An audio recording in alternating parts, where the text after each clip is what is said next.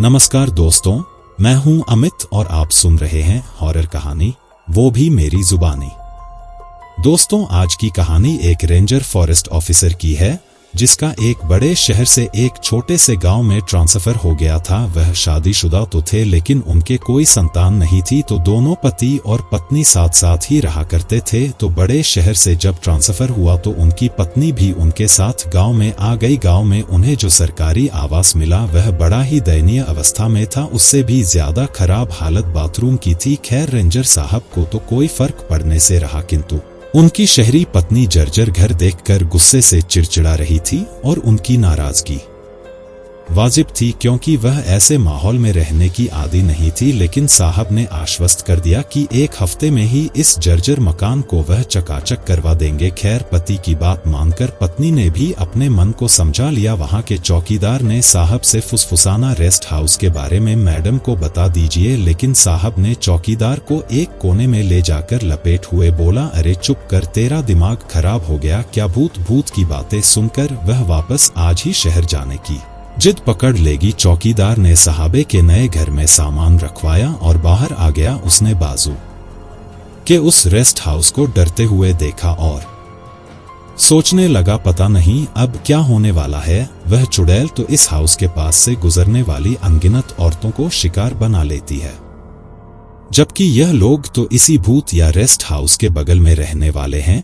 ईश्वर इनकी रक्षा करना। रेंजर साहब को गांव में आए हुए 2 दिन बीत गए। एक रात साहब नींद खुली तो उन्होंने देखा कि उनकी पत्नी बिस्तर पर नहीं थी। तभी दरवाजे खुलने की आवाज आई। वह दौड़ते हुए बैठक रूम में आए जहां दरवाजे खुले हुए थे। घड़ी में 4 बज रहे थे और अभी अंधेरा ही था। उन्होंने बरामदे से लेकर पूरे घर में आवाज देते हुए पुकारा, किंतु उनकी पत्नी घर में नहीं थी। टॉर्च लेकर वह घर से बाहर आ गए और सोचने लगे, पता नहीं इस समय वह कहां चली गई। सुबह होने में अभी 1.5-2 घंटे बाकी हैं।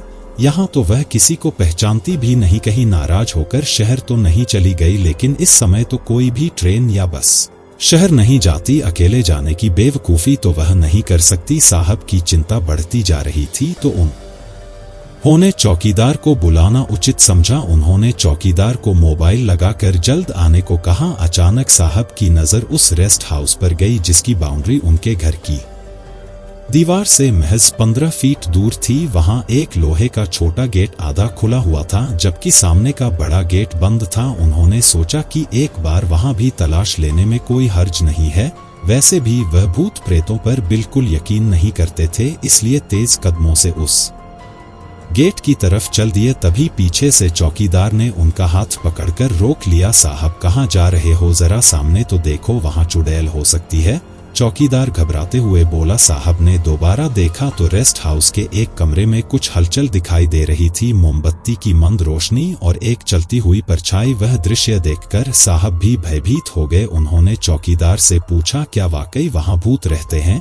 मैं तो इन बातों पर बिल्कुल यकीन नहीं करता। दोस्तों, रेस्ट हाउस का एक बहुत बड़ा रहस्य था जो केवल उस चौकीदार को मालूम था। अब यही सही मौका समझकर चौकीदार को लगा कि साहब को उस रेस्ट हाउस की पूरी कहानी डालते हैं। उसने बताना शुरू किया कि आज से 12 साल पहले तक इस रेस्ट हाउस में सब कुछ ठीक ठाक चल रहा था। जब कभी शहर से छोटे बड़े अधिकारी दौरे पर आते तो गांव के बाहर यही उनका ठिकाना होता। एक बार की बात है, उस दिन रंग पंचमी की रात थी। एक नेता के साथ कुछ अधिकारी यहाँ रुके हुए थे। उनके मनोरंजन के लिए आदिवासी और ग्रामीणों ने लोक नृत्य पेश किया। कई तरह के सांस्कृतिक कार्यक्रम हुए। एक बड़े अधिकारी जो नेताजी के करीबी थे, वह एक लड़की को बहाल फुसलाकर कमरे में ले गए और उससे छेड़छाड़ करने लगे। वह किसी तरह अपनी इज्जत बचाकर कमरे से बाहर आ गई और रोते हुए नेताजी से उस अधिकारी की शिकायत करने लगी। लेकिन नेताजी तो उस अधिकारी का पक्ष लिए बैठे थे। कुछ महिलाओं ने उस अयाश अधिकारी की यह सब करतूत देख ली थी। वे चाहती तो उस लड़की की मदद कर सकती थी, लेकिन वे डर की वजह से छुप रही। फिर उस लड़की ने क्या किया? साहब बोलेदार ने एक गहरी सांस लेते हुए बताया। वह क्या करती? उस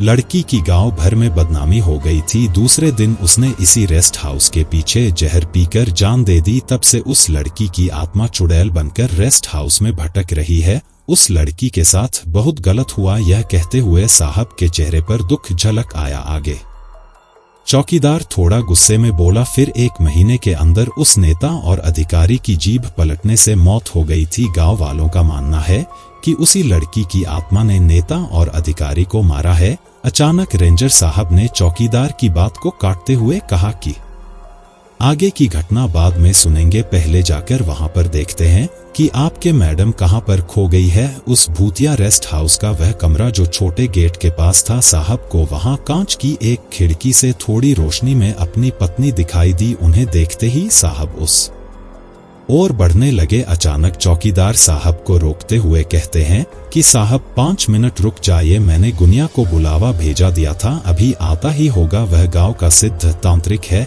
मैडम पर चुड़ैल हावी हो गई है और वह तांत्रिक ही इससे छुटकारा दिलवा सकता है।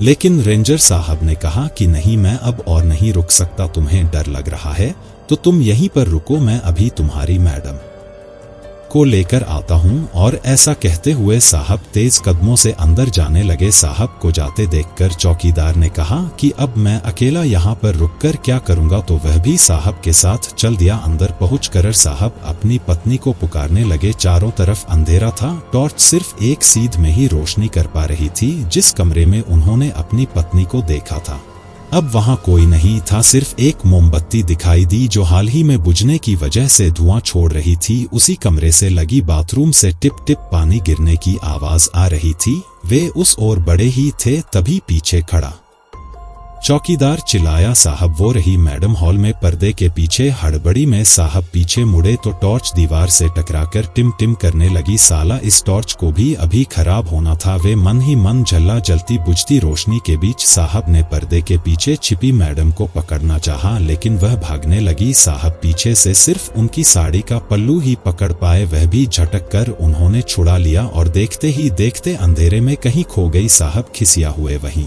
खड़े रहे। चौकीदार मोबाइल टॉर्च घुमाते हुए बोला, देखा साहब मैडम कितनी फुर्ती हो गई।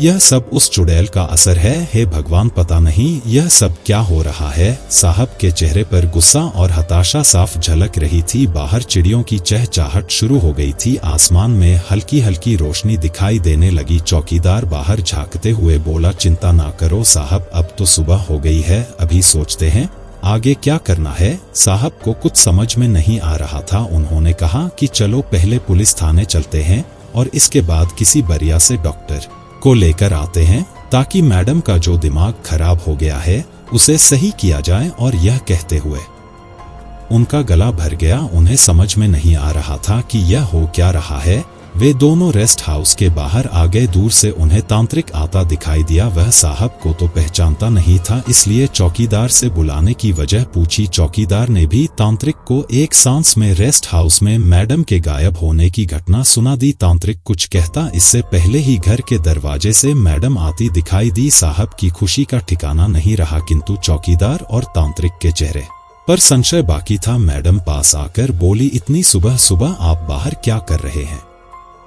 अभी अभी मैंने आपको रेस्ट हाउस में भी देखा। अचानक बीवी को सामने देखकर साहब बहुत खुश हो गए और मन ही मन भगवान को धन्यवाद किया, लेकिन फिर थोड़े गुस्से में बोले, कमाल करती हो तुम, बगैर बताए कहीं कहीं भी चली जाती हो, और तुम इस भूतिया रेस्ट हाउस में क्या कर रही थी? भूतिया रेस्ट हाउस? मैडम चौंक हुए बोली, फिर मुंह पर हाथ रखकर खिलखिला कर हंस दी। चौकीदार ने साहब के कान में फुसफुसाना कर, मत बोलिए मैडम, अब आपकी पत्नी नहीं है, उनके अंदर उस लड़की की आत्मा है। गुनिया, तांत्रिक को अपना काम करने दीजिए। लेकिन तांत्रिक दूर से खड़े होकर ही मैडम को देखकर बोला, अब मेरा यहाँ कोई काम नहीं, मैडम के ऊपर कोई चुड़ैल का साया नहीं है, वह ठीक है। तो चौकीदार कहता है, क्या बात करते हो महाराज, भला यह कैसे हो सकता है? गांव की कोई भी स्त्री इस रेस्ट हाउस के नजदीक से गुजर जाए तो चुड़ैल उसे शिकार बना लेती है। फिर मैडम तो अंदर तक गई थी। तांत्रिक ने चौकीदार की बात काटते हुए कहा, हाँ वही तो मैं कहना चाहता हूँ, सिर्फ और सिर्फ गांव की औरतों